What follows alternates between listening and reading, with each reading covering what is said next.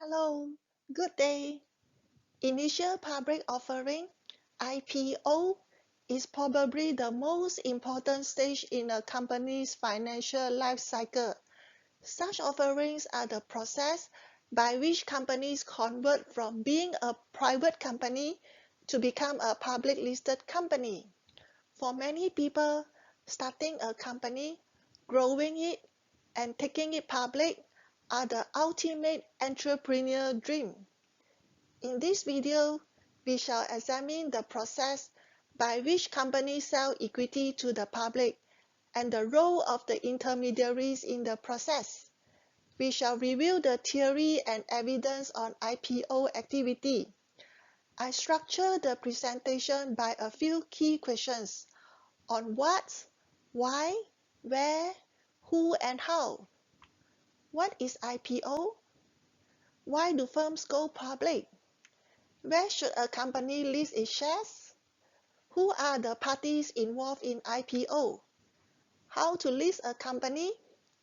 Why do underpricing occur? And how do underpricing rewards first-day investors? How do IPOs perform in the long run? I'm sure the answer to this question would be a good learning topic for you. Stay tuned.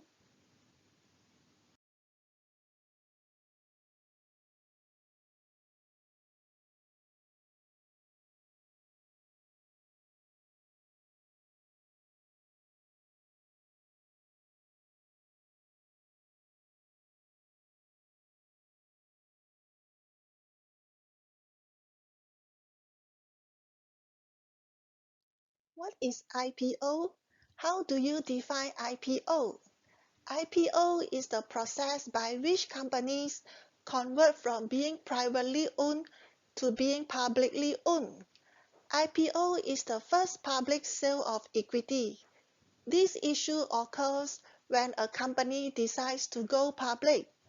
All initial public offerings are cash offers. It is also known as unseasoned new issue.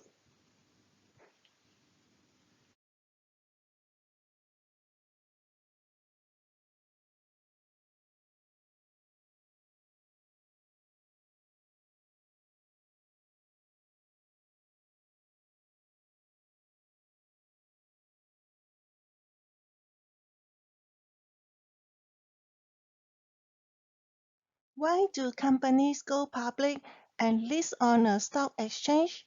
We understand that IPOs raise cash for company or the existing shareholders.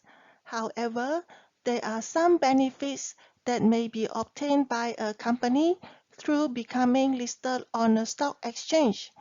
In the next few slides, we are going to explore 5 reasons for going public. A company may decide to seek a listing primarily to raise funds for its own use, for example, to fund an expansion of business activities. However, the benefits also include easier access to finance. By being listed on a recognized stock exchange, a company is likely to be more attractive to institutional investors. As the information about the company becomes more widely available, the company can diversify its sources of finance and reduce its borrowing costs. The owners of a private company may decide to seek a listing so that they can sell some of their shares and thereby realize some of the investment they have made in the company. The founder may want to establish a value and liquidity for their common stock. The IPO can also be prompted by venture capitalists who want to realize a cash return on their investment. An unlisted company whose growth has been due to investment by venture capital may seek a stock market listing to give the venture capitalists an exit route. Listing allows a company to reward the management team with stock options. In addition, the company's stock price provides a readily available yardstick of performance. In mergers and acquisitions, the shares of a listed company are more likely to be accepted by target company shareholders than shares in a private company. The shares of listed companies are easier to sell because a ready market exists in them. The shares of a private company may not have a ready market. Marketability of shares adds value in merger negotiation. Listing provides a currency for acquisition. Issuing new shares is a common way of financing a takeover. Note that taking over another company can be a relatively straightforward way to achieve corporate growth. Listing improves a company's profile with their stakeholders. If the new enterprise is successful, the owners may want to take the company public with a sale of common stock to outsiders. For example, lenders tend to look more favorably on listed companies since both credibility and reputation are enhanced by a listing. Listing lowers a company's perceived risk and may result in a lower cost of debt.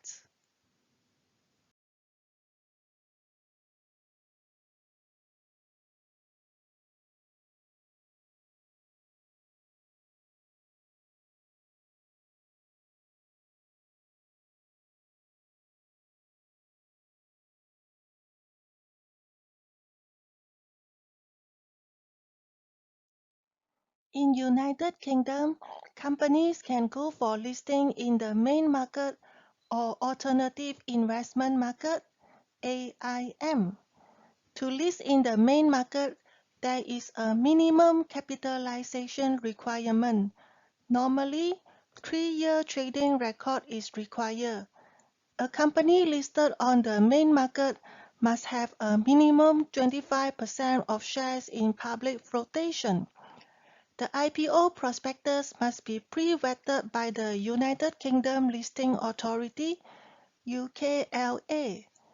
The alternative investment market (AIM) is a sub-market of the London Stock Exchange that is designed to help smaller companies access capital from the public market. AIM allows this company to raise capital by listing on a public exchange with much greater regulatory flexibility compared to the main market. There is no minimum market capitalization or trading record requirement for listing in the AIM. The companies listed on AIM tend to be small cap and more highly speculative companies in nature, in part due to AIM's relaxed regulations and listing requirements. The listing in overseas can be driven by a bigger market, less regulation, or even more regulation. For example, after the Sarbanes-Oxley Act in 2002, there were American firms that have chosen to list overseas. On the other hand, Israeli companies listed in Nasdaq and Chinese companies listed in Hong Kong because of more regulations. Some companies choose to list in their major market. As a UK branch campus student based in Malaysia, it is also good to learn about the listing requirements in Malaysia. I hereby provide the link to Bursa Malaysia website on listing requirements. It is always good to update yourself with the latest development and knowledge in this area. There are three types of markets in Malaysia. The main market is for established companies with an aggregate profit track record of at least 20 million for the latest 3 to 5 years, and latest year's profit is at least 6 million. The ACE market is sponsor-driven and is meant for fast-growing companies with no requirements on historical track record. The LEAP market is a platform for small and medium enterprises which have not met the requirements of the ACE market to raise funds. The LIP market is only accessible to sophisticated investors. Sophisticated investors are entities with net assets exceeding 10 million or individuals with net personal assets exceeding 3 million or whose gross annual income exceeds 300,000. I hereby provide some useful reference for listing in Malaysia. These documents are published by either the stock exchange or corporate finance advisory firms. These documents are available in the internet for open access. You are strongly encouraged to read for more knowledge and to update yourself for the latest development, especially if you wish to pursue a career in corporate finance or investment banking.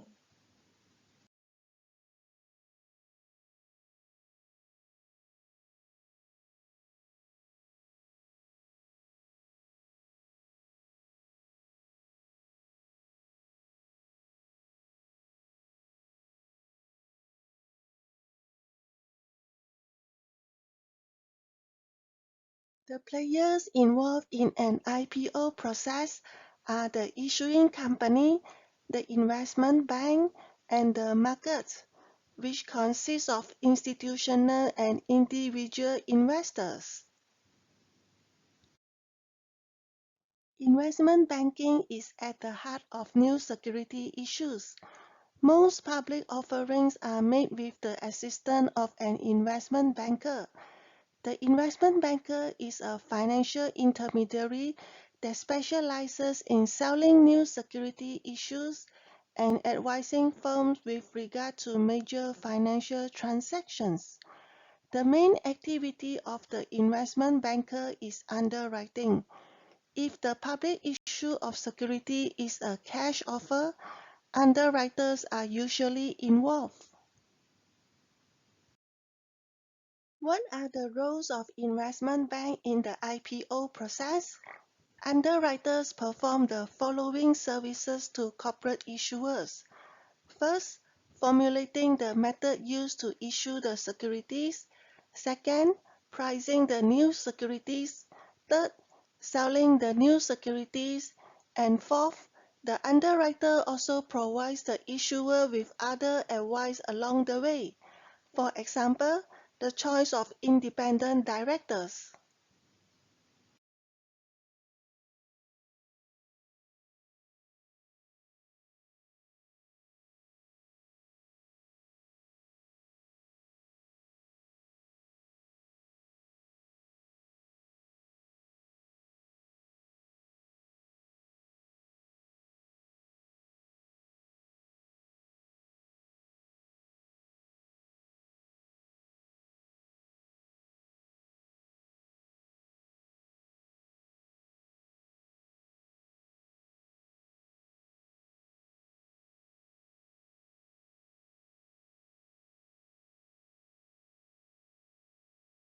There are two basic methods for selecting the syndicates.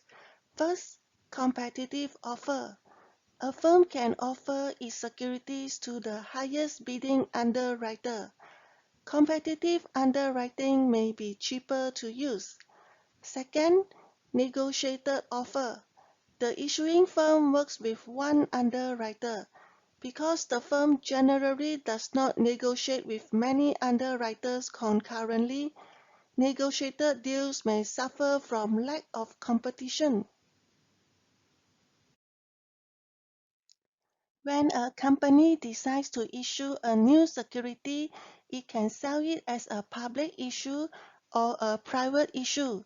In a public issue, the shares will be traded on a stock exchange, and the firm is required to register the issue with the stock exchange on which it is listed.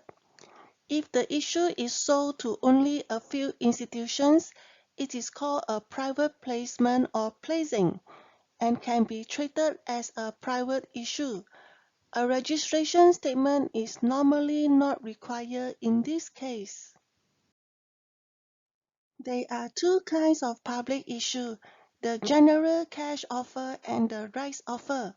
With a general cash offer, securities are offered to the general public and all interested investors. With a rights offer, securities are initially offered only to existing owners. Public issue can also be classified as unseasoned new issue and seasoned new issue. Unseasoned new issue is an IPO with no existing market. Seasoned new issue refers to a new issue where the company's securities have been previously traded. There is an existing market. A seasoned new issue will normally be through a rights issue. Three basic types of underwritings are involved in a cash offer: firm commitment, best efforts, and Dutch auction. We shall discuss them one by one. Under firm commitment, the issuer sells the entire issue to the underwriters, who then attempt to resell it. This is really just a purchase-resale arrangement. The bank buys the securities for less than the offering price. The underwriter's fee is the spread. The underwriter accepts the risk of not being able to sell the securities. If the underwriter cannot sell all of the issue at the agreed upon offering price, it may have to lower the price on the unsold shares. Nevertheless, with firm commitment underwriting, the issuer receives the agreed upon amount, and all the risk associated with selling the issue is transferred to the underwriter. In best effort underwriting, the investment bank does not purchase the shares. Instead, it merely acts as an agent, receiving a commission for each share sold. The syndicate is legally bound to use its best efforts to sell the securities at the agreed upon offering price. If the issue cannot be sold at the offering price, it is usually withdrawn. Beyond this, the underwriter does not guarantee any particular amount of money to the issuer. With Dutch auction underwriting, the underwriter does not set a fixed price for the shares to be sold. Instead, the underwriter conducts an auction in which investors bid for shares. The offer price is determined based on the submitted bids.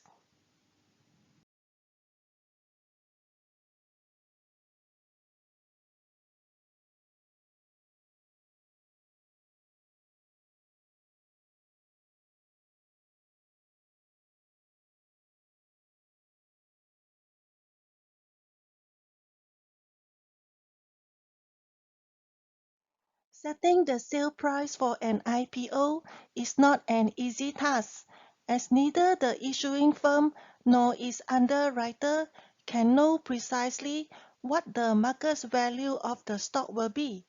Investment bank can use stock valuation method such as discounted cash flow method or PE multiple to determine the IPO offer price. Book building is a method used by investment bank to determine the fair value of the IPO. The underwriter may invite investors to suggest how many shares they would like and what they are willing to pay, without a commitment to trade at the price. This is a price discovery mechanism. New shares appear to be issued at a discount.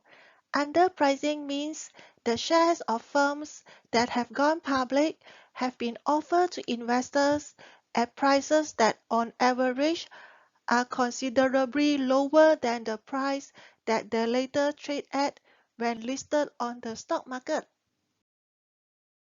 Numerous researchers have found that in different countries and at different points in time, the underpricing of IPOs is a generalized phenomenon. Instead, the underpricing of IPOs occurs worldwide. Underpricing is usually estimated as the percentage difference between the price at which the shares were sold to investors during the offering period and the price at which the shares trade afterwards in the secondary markets. Darwin defines underpricing as the percentage change from the offer price (OP) to the market price at the end of the stock's first trading day (P1), as shown in the formula. If the value calculated from the formula is positive, the issue has been underpriced. On the other hand, if the value calculated from the formula is negative, the issue has been overpriced. Note that the expression for UP is also the expression for a percentage rate of return. Underpricing can also be measured by initial returns or market-adjusted initial returns, as shown in the formula. Why are new shares issued at a discount? There are several possible explanations for underpricing. This slide cites some research and journal articles that have empirically tested the reasons for underpricing. I hope you will read these articles to find out about the reasons. Different studies have analyzed the long-run performance of IPOs. These analyses have revealed that investors seem to obtain losses due to holding shares in the firms that have recently carried out an IPO, as compared to those firms that have not done so. For example, Cosley 2008 has documented that the abnormal return for buy and hold strategy over a 3 or 5-year horizon following the initial trading period is significantly negative, indicating that IPO underperform in the long run. This phenomenon has been reported in both the US and other markets.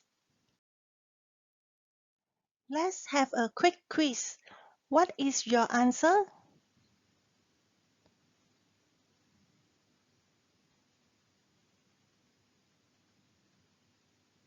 The answer is A. Much of the apparent underpricing is concentrated in smaller issues to attract risk-averse investors. Let's have a second quiz. What is your answer?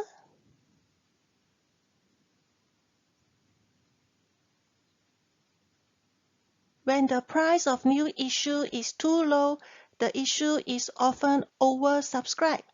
The answer is A. True and false question. Let's try it. Correct the statement if your answer is false. What is your answer? The answer is true, false, true. For the second statement, if the issue is priced below the true market price, the issuer's existing shareholders will experience an opportunity loss.